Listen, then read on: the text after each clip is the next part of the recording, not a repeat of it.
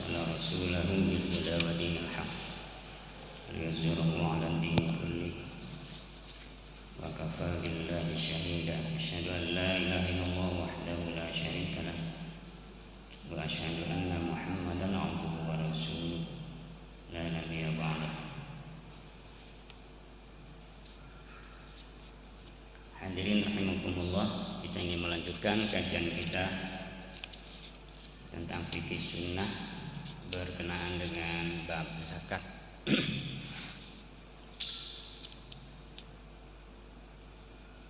Kemarin kita sudah sampaikan berkenaan dengan zakat binatang ternak,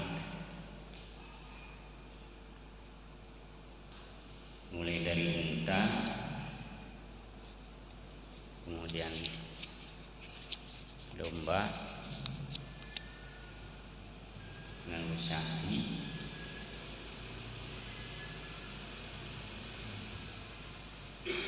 dan ada beberapa hewan kemarin yang sudah kita sampaikan yang tidak dikenai zakat.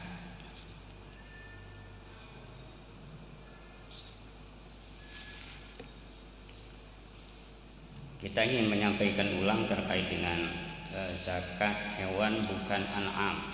Jadi binatang ternak itu dalam istilah Arabnya adalah an'am, binatang ternak. Bagaimana berkenaan dengan zakat hewan bukan an'am?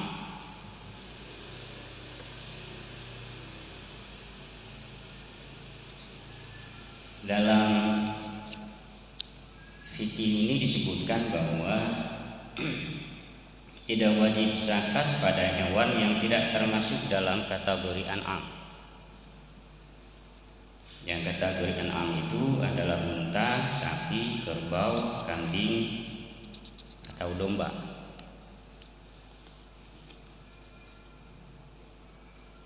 Sementara kuda, lalu birol, keledai, itu tidak ada zakatnya, kecuali kalau diperdagangkan. Dan kalau zakat binatang an'am di luar yang disebutkan tadi, seperti kuda tadi, birol, keledai, itu tidak ada zakatnya kecuali kalau itu digunakan untuk usaha bisnis. Artinya bukan binatangnya yang wajib zakat. Nah, kalau unta karena memang binatangnya, hewannya yang wajib zakat ketika sudah sampai pada nisab. Kemarin itu kalau unta itu udah 5 minimal, itu zakatnya 1 ekor kambing. Nah, kalau kuda, keledai dan birol tadi itu bukan binatangnya yang dizakatkan, tetapi keuntungan yang diperoleh dari memperdagangkan binatang ini. Jadi sama seperti ayam atau kelinci, itu kan tidak ada zakatnya.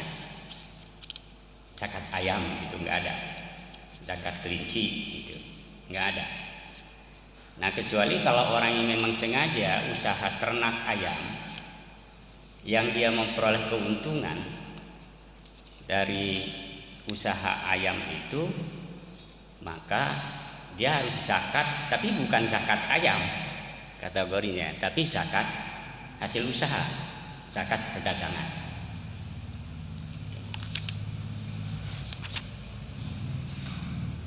Dasarnya adalah hadis yang diterima dari Ali radhiyallahu anhu, qad afawtu lakum 'anil khayli war raqiq wala sadaqata fihima. Telah saya maafkan bagimu mengenai kuda dan hamba sahaya dan tidak wajib zakat. Kuda itu tidak wajib zakat. Laki-laki kalau kemudian tidak pernah perjualbelikan, memperoleh keuntungan dari jual beli itu, maka zakatnya adalah zakat perdagangan. Hadis yang lain diterima dari Abu Hurairah. Kita bacakan aja artinya biar cepat. Bahwa Rasulullah SAW ditanyai mengenai keledai, apakah wajib padanya zakat? Maka ujar beliau, tidak ada diterima padanya kecuali ayat satu-satunya itu. Barang siapa mengerjakan sebesar zarrah kebajikan, tentu akan dilihatnya balasannya, dan barang siapa mengerjakan sebesar zarrah kejahatan, tentulah akan dilihat olehnya balasannya. Diriwayatkan oleh Ahmad dan telah disebutkan dulu keseluruhannya. Demikian juga diterima dari Haisah bin Mudharib bahwa ia naik haji bersama Umar. Maka datanglah pembesar-pembesar Syam yang mengatakan, wahai Amirul Mukminin, kami mendapatkan seorang budak dan beberapa ekor hewan, maka ambillah sebagian harta kami sebagai zakat guna mensucikan diri kami. Ujar Umar, hal itu tidak pernah dilakukan oleh kedua orang sebelumnya, yaitu Rasul dan Abu Bakar. Tetapi tunggulah dulu sampai saya menanyakan kepada kaum muslimin. Lalu diriwayatkan dari Zuhri, diriwayatkan oleh Zuhri dari Salman bin Yasar bahwa penduduk Syam meminta kepada Abu Ubaidah ibnul Jarrah radhiyallahu anhu, ambillah zakat dari budak belian kami dan kuda. Abu Ubaidah keberatan, lalu mengirim surat kepada Umar yang juga menolak. Mereka kembali membacakan hal itu kepadanya hingga ditulisnya pula surat kepada Umar. Maka datanglah balasan dari Umar yang berbunyi, jika mereka terus mendesak, maka terimalah dari mereka, kemudian berikan kembali, maksudnya kepada fakir miskin di antara mereka, dan berilah budak itu makanan. Di hadis ini disebutkan memang dua. Pertama kuda, yang kedua hamba sahaya. Hamba sahaya. Dulu pernah kita sampaikan bahwa hamba sahaya itu dulu hukum dulu pada masa Arab, terutama adalah Arab jahiliyah, sebagainya adalah warisan dari tradisi Arab jahiliyah. Budak itu manusia, tapi hukumnya itu setengah manusia. Jadi disamakan dengan barang, disamakan dengan barang. Sebab budak dulu itu diperjualbelikan. Budak itu hamba saya itu diperjualbelikan. Jadi disamakan dengan kuda gitu, yang diperjualbelikan. Nah, hamba saya sendiri dan kuda itu kan tidak mesti disakati. Tidak mesti disakati. Sekali lagi, kecuali kalau kemudian kuda itu diternak dan memperoleh keuntungan dari jual beli kuda itu. Dan demikian juga kalau kemudian punya budak banyak kemudian perjualbelikan, dijual di pasar, mungkin memperoleh keuntungan yang banyak, maka zakatnya bukan zakat hambanya, bukan zakat kudanya, tetapi zakat perdagangannya. Nah, tapi kata Umar, kalau kemudian mendesak, mereka ingin mengeluarkan zakat, ya terima gitu. Ya terima aja gitu. Artinya mereka ingin melakukan satu kebaikan. Sebab hadis yang sebelumnya tadi menyebutkan bahwa barang siapa melakukan kebaikan sebesar zarrah pun, maka dia akan memperoleh balasannya. Demikian juga kalau dia melakukan keburukan sebesar zarrah pun, itu juga memperoleh balasannya. Artinya itu dianggap sebagai sebuah kebajikan semata. Dianggap sebagai sebuah kebaikan, tapi bukan sebuah kewajiban. Nah, kalau orang melakukan kebaikan, ya tentu saja dia memperoleh pahala.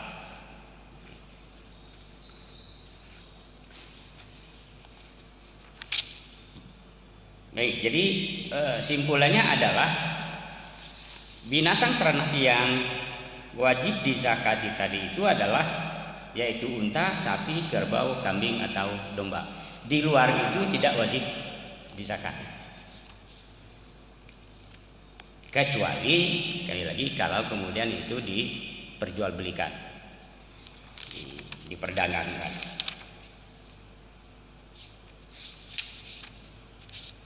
Oke, kita masuk pada yang lain tentang zakat rikas atau barang tambang. Rikas terambil dari kata rakaza yarkuzu, artinya tersembunyi. Misalnya firman Allah Ta'ala,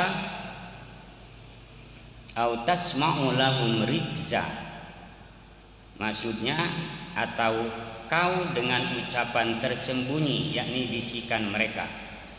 Yang dimaksud di sini ialah harta terpendam dari masa jahiliyah atau pra-Islam. Bahasa kitanya harta karun. Itu rikas itu adalah harta terpendam. Jadi kalau kemudian orang menggali tanah, gali sumur, lalu kemudian memperoleh harta terpendam, harta karun atau macul gitu, nyangkul, lalu kemudian dapat emas sepeti gitu. Nah, itu disebut dengan harta rikas, harta yang tadinya tersembunyi, peninggalan dari masa sebelumnya. Imam Malik berkata, suatu hal yang tidak menjadi pertikaian bagi kami dan saya dengar juga diucapkan oleh para ahli ialah bahwa rikas itu hanyalah harta terpendam dari masa jahiliyah yang diperoleh tanpa menggunakan harta atau membutuhkan biaya, begitupun tanpa tenaga dan susah payah. Jadi bukan barang yang disimpan karena diurus gitu. Tapi karena memang ya harta sudah peninggalan dan yang punyanya sudah tidak ada dan orang sudah tidak tahu menahu lagi di mana beradanya barang itu dan sudah tidak diurus. Ya, tapi kalau kemudian harta sengaja memang disimpan orang di tanah karena untuk disembunyikan, lalu ketemu, ya ini bukan harta rikas namanya kalau jelas pemiliknya.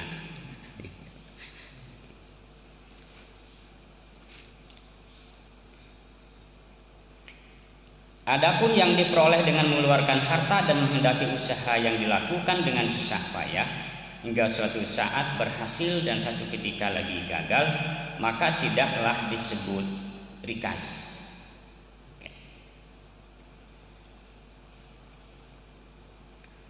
Lalu Abu Hanifah berkata, rikas ialah sebutan bagi apa yang disembunyikan oleh Tuhan atau oleh makhluk. Kalau yang disembunyikan oleh Tuhan itu bisa jadi barang tambang. Jadi barang tambang, kalau orang kemudian ke gunung, lalu kemudian ngorek-ngorek batu, lalu kemudian nemu emas, gitu, emas. Dan itu tidak ada pemiliknya. Maka disebut dengan harta rikas yang disembunyikan oleh Tuhan atau oleh makhluk. Sekali lagi, peninggalan dari orang zaman dulu yang orangnya sudah tidak tahu menahu, antah berantah, lalu kemudian diketemukan di sekian tahun, sekian ratus tahun, sekian ribu tahun berikutnya.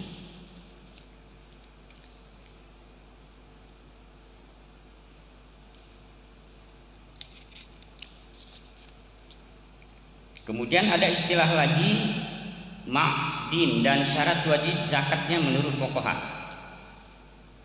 Ma'din terambil dari kata-kata ya'danu adnan, artinya menetap pada suatu tempat. Misalnya ialah firman Allah Ta'ala jannatu adnin, artinya surga-surga adnin karena ia tempat menetap yang kekal abadi. Para ulama berselisih pendapat mengenai ma'din atau barang tambang yang wajib dikeluarkan zakatnya itu. Mazhab Ahmad misalnya mengatakan segala hasil bumi yang berharga dan tercipta di dalamnya dari barang lainnya seperti emas, perak, besi, tembaga, timah, permata yakut, zabarjad, zamrud, virus, intan, berlian, akik, batu bara, granit, aspal, minyak bumi, belerang, garam tambang, dan lain-lain. Ini masuk kategori barang tambang. Barang tambang. Nah, hanya memang yang wajib dizakati itu adalah sudah cukup 1 nisab. Jadi sudah cukup 1 nisab. Ya, kalau hanya batu akik hiji segede cingir gitu ya, belum masuk pada kategori nisab dan belum wajib zakat. Tapi kalau nemukan batu akiknya segede munding, ya. Lalu kemudian ketika dijual dapat uang banyak gitu, baik jutaan bahkan miliaran, maka dia wajib zakat sebab sudah memenuhi nisab. Menurut Abu Hanifah, zakat itu hanya wajib pada semua barang yang lebur dan dapat dicetak dengan api. Nah, kalau Abu Hanifah ini agak berbeda. Katanya yang wajib zakat itu adalah barang yang lebur dan dapat dicetak dengan api, seperti emas, perak, besi, dan tembaga. Berarti kalau batu akik kan nggak bisa lebur. Bisa lebur. Adapun yang tidak cair seperti permata yakut, maka tidaklah wajib zakat. Nah, mengenai nisab tidak disyaratkannya. Jadi tidak ada syarat nisab menurut Imam Abu Hanifah. Jadi kalau kemudian memperoleh emas, perak, besi, dan tembaga, berarti berapapun jumlahnya itu wajib dikeluarkan zakatnya.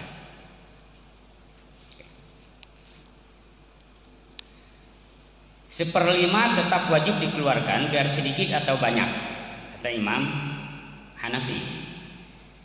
Imam Malik dan Syafi'i membatasi wajib zakat itu hanya pada emas dan perak saja. Gitu. Nah, kalau Imam Hanafi tadi adalah barang-barang tambang yang bisa lebur oleh api, sementara Imam Malik dan Imam Syafi'i hanya membatasi emas dan perak saja yang wajib zakat. Dan sebagaimana Imam Ahmad, kedua mereka mensyaratkan emas itu sampai 20 miskol dan perak 200 dirham. 20 miskol itu sakumaha sih? Istilah baheula.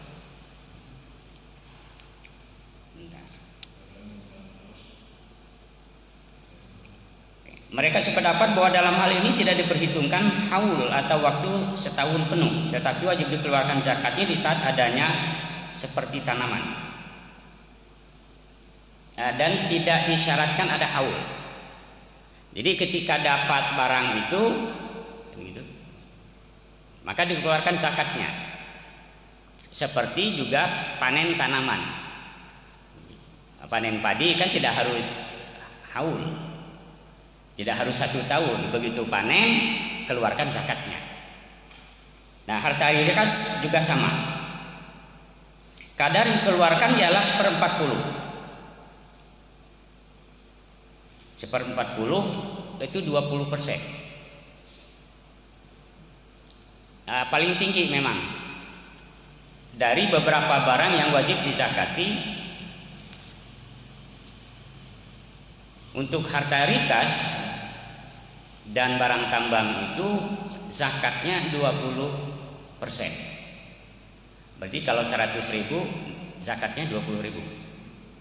Kalau diuangkan 20.000. Paling tinggi. Yang tinggi kedua adalah hasil pertanian. Hasil tani yang tidak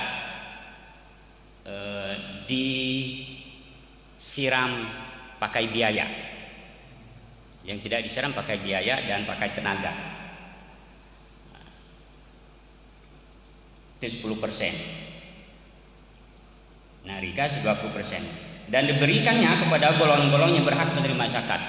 Jadi yang 8 asnaf itu. Sementara bagi Imam Abu Hanifah dibagikannya ialah sebagai halnya pembagian harta rampasan perang.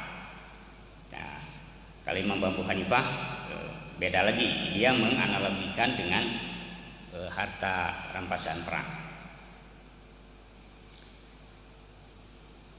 Tentang dalil berkenaan dengan dua hal tadi itu, berdasarkan hadis yang diriwayatkan oleh jamaah dari Abu Hurairah bahwa Nabi SAW bersabda, melukai binatang itu tidaklah dapat dituntutkan belanya, begitupun menggali sumur dan barang tambang. Dan mengenai rikas, zakatnya ialah 1/5. Zakatnya 1/5. Ya, tadi 20%. Berkata Ibnu Munzir, tak seorang setahu kami yang menyalahi hadis ini kecuali Hasan. Tapi bukan saya. Yang membedakan barang yang diperoleh di daerah perang dan yang ditemukan di tanah Arab. Katanya jika diperoleh di daerah perang, maka zakatnya 1/5. Sedangkan yang diperdapat di tanah Arab berlakunya padanya zakat biasa. Jadi kalau diperoleh di daerah perang, zakatnya 1/5. Sedangkan kalau di tanah Arab biasa, itu hanya seperti zakat biasa. Jadi zakat biasa itu pada umumnya adalah 2,5%. Dan berkata yang mempunyai pada ucapannya barang-barang tambang itu tidak dapat tertutup belakangnya. Ada dua pendapat. Pertama, jika yang menumpang orang berat menggali barang tambang kebetulan beruntung jatuh dan tewas, maka ia tidak wajib membayar dia. Pendapat ini dikuatkan oleh kenyataan bahwa ia disebutkan secara bersama oleh Nabi, melukai binatang dan menggali sumur tidak dapat dituntutkan belanya. Kedua, bahwa tidak wajib zakat, tidak wajib padanya zakat. Hal ini dikuatkan oleh sabda beliau, dan pada rikas zakatnya 1/5.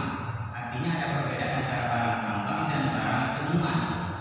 Kewajibannya 1/5 pada rikas karena ia merupakan barang yang telah terkumpul dan diperoleh tanpa biaya dan susah payah. Nah, sebagian membedakan antara harta rikas dengan barang tambang. Nah, kalau harta rikas itu tadi yang 20%. Nah, karena memang harta rikas itu barang temuan bukan barang yang terpendam itu karena memang barangnya sudah ngumpul, barang jadi sudah ngumpul. Sementara kalau tambang itu kan bukan barang jadi. Di sini itu sebabnya katanya beda. Nah, kalau harta rikas, harta terpendam itu yang kemudian ditemukan orang, nah itu yang 20%. Sementara kalau barang tambang itu seperti zakat biasa. Sebagian, berarti 2,5%. Jadi simpulannya adalah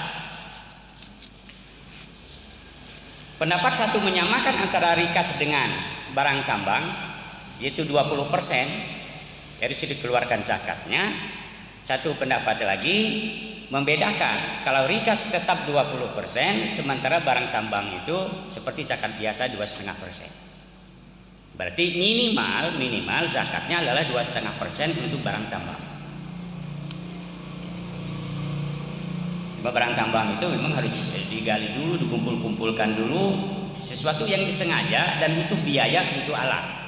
Jadi bukan sesuatu yang ditemukan secara tidak disengaja.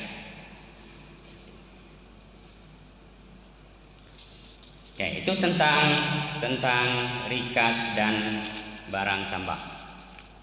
Sampai di sini. Oke, mangga. Assalamualaikum warahmatullahi wabarakatuh. Salam.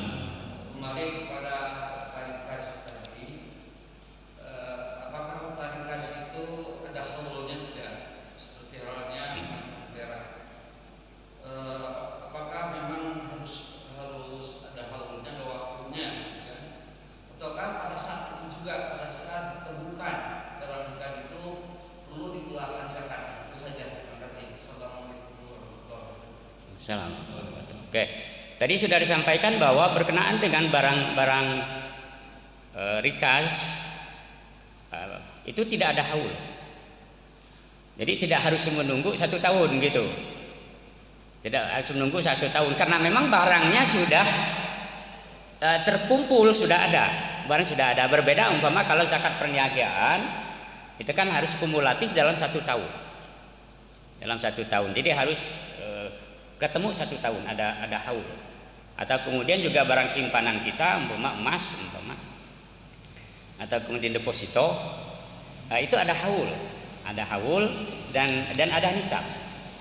Jadi ada nisab dan kemudian ada haul. Nah, harta rikas itu tidak seperti memang tadi disebutkan seperti panen, seperti padi, zakat padi, gitu kan. Atau zakat tanaman. Zakat tanaman itu wa'atu haqqahu yauma hasodi. Jadi keluarkan haknya, keluarkan zakatnya pada saat memanen. Jadi pada saat panen, selesai panen itu keluarkan zakatnya.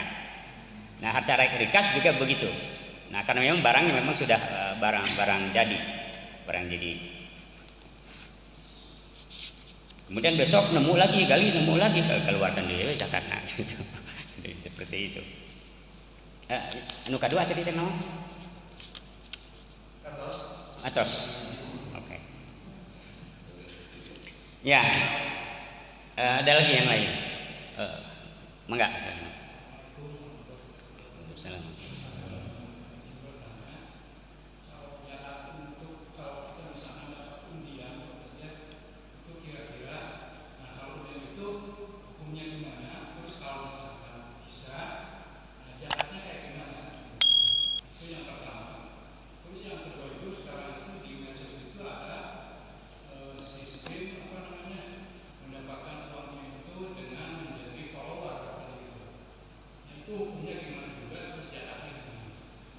Ya, Assalamualaikum warahmatullahi wabarakatuh.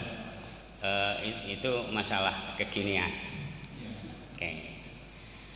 Yang pertama berkenaan dengan mendapat undian. Ya, hadiah ya. Ya, misalnya umpama hadiah, ada hadiah nabung, lalu kemudian umpama dapat hadiah dari tabungan. Hadiah lah ya. Sebab kalau undian itu kan analoginya kayak judi gitu.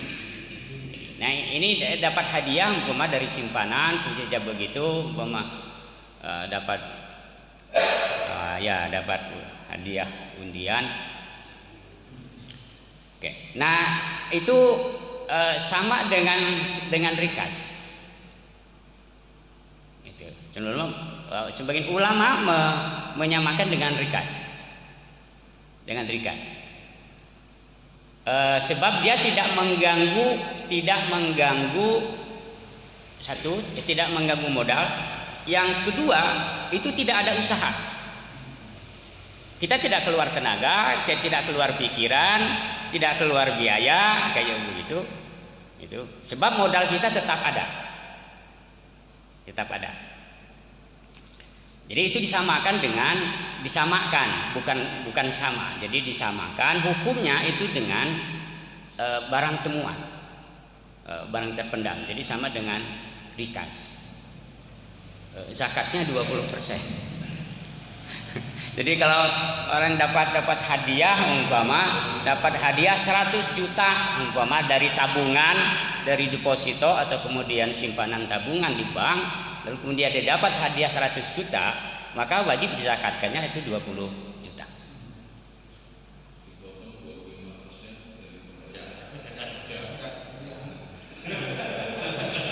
Saya punya berarti tinggal 45%. 45%. Nah, ini juga sebetulnya gini. Kemarin sudah kita sampaikan berkenaan dengan ada 2 kewajiban. Seperti umpama pegawai, dari satu sisi pegawai itu dia sudah dipotong PPN atau PPH. Lalu di sisi lain kemudian juga dia punya kewajiban untuk mengeluarkan zakat. Apakah ada kewajiban double dalam persoalan yang sama? Sebagian ulama menyebutkan memang itu karena memang judulnya berbeda dan peruntukannya berbeda. Nah, kalau pajak itu masuknya ke kas negara, nah kalau zakat itu jelas peruntukannya ke yang 8 asnaf. Jumhur ulama jumhur ulama itu menetapkan memang karena memang dua hal yang berbeda, yang nariknya berbeda, kemudian juga peruntukannya berbeda, maka kedua-duanya harus dilaksanakan.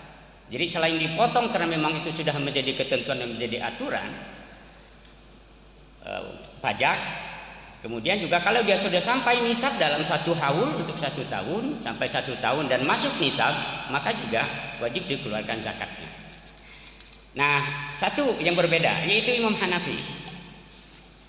Kalau Imam Hanafi mengatakan tidak ada dua kewajiban, tidak ada kewajiban ganda dalam persoalan yang sama. Kalau kata Imam Hanafi, jadi kalau dia sudah dipotong pajak dan ketentuannya minimal 2,5% dipotongnya, maka dia tidak punya lagi kewajiban untuk zakat. Demikian juga sebaliknya, kalau kemudian dia sudah kena zakat, maka tidak ada lagi wajib untuk pajak. Nah, tapi hari pajaknya dipotong langsung.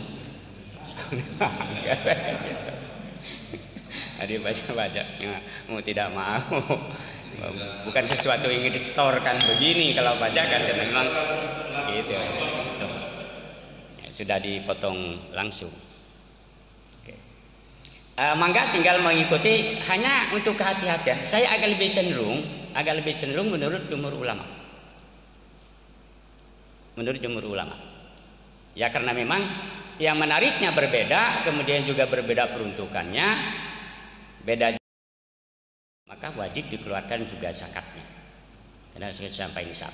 Tapi kalau tidak sampai nisab ya tidak wajib. Itu. Oke. Berarti ya setelah dikurangi kewajiban tadi. Zakat.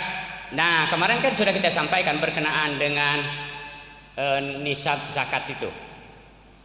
Dalam buku kita belajar dulu Mas Bukzudi ya, buku pegangannya itu di Masailul Fiqh ya. Di Masailul Fiqh itu kata Mas Bukzudi itu yang dihitung yang harus dikeluarkan zakatnya itu kalau itu kemudian gaji, umpama gaji setelah dipotong kebutuhan pokok sehari-hari, kemudian yang kedua dipotong hutang.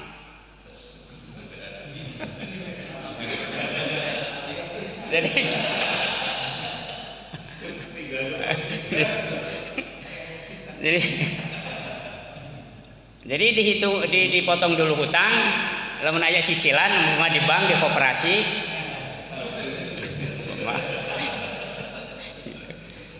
dikeluarkan dulu itu. Nah, dan bahkan Mas Bukzudi menyebutkan dipotong kebutuhan pokok sehari-hari. Jadi berarti yang harus dizakati itu sisa dari itu. Nah, sisa dari itu kalau sampai 1 nisab dalam durasi 1 tahun, maka dikeluarkan zakatnya minimal 2,5%. Nyari gitu murid mau zakat zakat sebab tidak sampai nisab.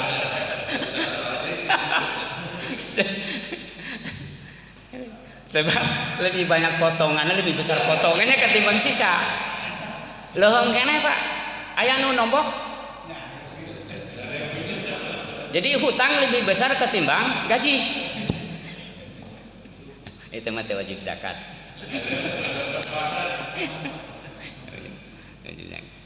Enggak aneh sebetulnya ya untuk ASN ya. Wajibnya enggak aneh ASN mah.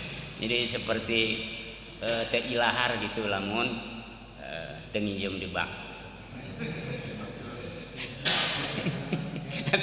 Terkadang pinjamnya kan tidak menghitung besar pasak daripada tiang.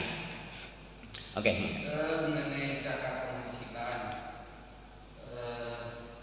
apakah memang harus menunggu 1 tahun karena haulnya? Ataukah perhitungannya kalau 1 tahun itu tidak nyampe seperti Pak tadi disampaikan pada nisabnya. Sementara kita ada merasa ada tuntutan untuk membayar zakat, sehingga zakatnya sebenarnya di musim kita ada tolong untuk zakat, infak, sedekah, yatim ya. Yang jadi pertanyaan saya itu apakah sah tidak zakat yang memang belum waktunya ya? Yang padahal kita zakat itu adalah harus ada waktunya seperti haul kan? Tetapi kita bayar zakat itu dituntut dicicil sebulan sekali kemana. Tapi akhirnya tidak sampai kepada target haul, tidak sampai kepada target zakat nisab, tidak sampai kepada zakat pada nisab gitu kan? Karena memang belum sampai kepada nisabnya gitu kan? Dan kemudian yang kedua, apakah kalau yang namanya zakat seperti di masjid kita ada kencrengnya untuk zakat, sekarang kan ada. Apakah zakat itu mesti ada ijab kabul? Ada ijab kabul. Zakat itu harus ada ijab kabul. Sementara di sini tidak ada ijab kabul. Dan itu bagaimana pandangan Pak Haji? Kalau ada orang-orang yang punya zakat kencreng di sini, tapi tidak ada ijab kabulnya, gitu kan? Ya, terima kasih. Assalamualaikum warahmatullahi wabarakatuh. Oke. Ada dua pendapat ulama. Memang jumhur ulama menyebutkan yang gaji atau kemudian hasil perniagaan itu wajibnya itu kalau sudah haul 1 tahun. Jadi keluarnya hukum wajib dikeluarkan itu kalau sudah mencapai durasi 1 tahun. Oke. Nah, tapi ada ulama lain yang menyebutkan bahwa kalau yang gaji rutin seperti ASN atau kemudian pegawai perkantoran itu kan ada gaji bulanan. Nah, ada yang menganalogikannya itu dengan hasil pertanian. Jadi begitu dia dapat gaji, keluarkan zakatnya 2,5%. Begitu dapat gaji, keluarkan zakatnya. Nah, pertanyaannya, bagaimana kalau belum sampai 1 tahun, kita membayar bulanan? Tidak jadi persoalan, bagus. Bahkan bisa jadi lebih bagus. Ketimbang harus lewat waktu, lebih baik sebelum waktunya. Dan itu menjadi sebuah kebaikan. Jadi seperti kita bayar hutang belum jatuh tempo, kita bayar, itu kan jadi lebih bagus. Ketimbang harus lewat dari masa jatuh tempo. Nah, jadi tidak jadi soal. Apakah mau dikumulatifkan? Persoalan habis itu kan persoalan lain. Berarti dia tidak bisa ngatur. Tapi kan hitungannya udah jelas bahwa berapa yang rutin dikeluarkan untuk kebutuhan pokok dalam 1 bulan, potong bro itu kita kan sudah punya hitungan rata-rata segitu. Berarti sisanya. Nah, kalau mau dibayar tahunnya dengan dikumulatifkan dari sisanya itu untuk 1 tahun. Bahwa persoalan uang itu uang yang mana yang dipakai untuk bayar zakat tidak jadi soal, tapi harus memenuhi jumlah yang harus dikeluarkannya. Gitu. Oh, ya kan duit yang dulu udah habis. Gitu. Ini duit yang baru lagi. Gitu. Ya, tidak begitu. Jadi tinggal kumulatif jumlah aja. Bahwa persoalan uang dulu udah habis, yang dipakai untuk zakat uang yang baru itu lain soal. Nah, tapi kalau ingin amannya bagusnya tiap bulan keluarkan zakat. Oke, yang terakhir tadi udah azan. Kedua tadi. Ijab kabul. Oke. Berkenaan dengan kewajiban zakat itu sebetulnya yang menjadi pokok itu adalah niat. Yang menjadi pokok itu adalah niat. Bukan pada persoalan ijab kabulnya, tapi persoalan niat. Jadi dia mengeluarkan itu niat untuk zakat, gitu. Jadi tidak mesti ada ijab kabul, karena tidak ada pihak yang dirugikan. Wajib ijab kabul itu Pak, kalau kemudian ada pihak yang dirugikan, ada kemungkinan ditipu, ada kemungkinan dirugikan, baru kemudian ijab kabul itu wajib ada. Gitu. Pernikahan itu harus ada jelas ijab kabulnya. Sebab kalau tidak, ada pihak tertentu nanti yang dirugikan, yang ditipu dan sebagainya. Nah, kalau ini kan karena kewajiban kewajiban seperti kita sholat kan tidak harus ada ijab kabul waktu sholat. Gitu. Gitu. Kita sedekah infak juga tidak harus ada ijab kabul. Gitu. Yang membedakannya adalah niat. Sedekah biasa itu infak biasa itu dengan sedekah dan infak wajib yang disebut dengan zakat gitu. Jadi nggak apa-apa masukkan saya niat keluarkan zakat plus kan coy. Jadi tidak wajib. Oke, hadirin rahimakumullah, karena sudah cukup waktunya, itu yang bisa kita sampaikan pada kesempatan ini. Masih panjang sebetulnya lelakon berkenaan dengan bab zakat ini. Nggak tahu selesai 1 tahun atau tidak. Oke, hadanallahu wa iyyakum ajma'in. Wassalamualaikum warahmatullahi wabarakatuh.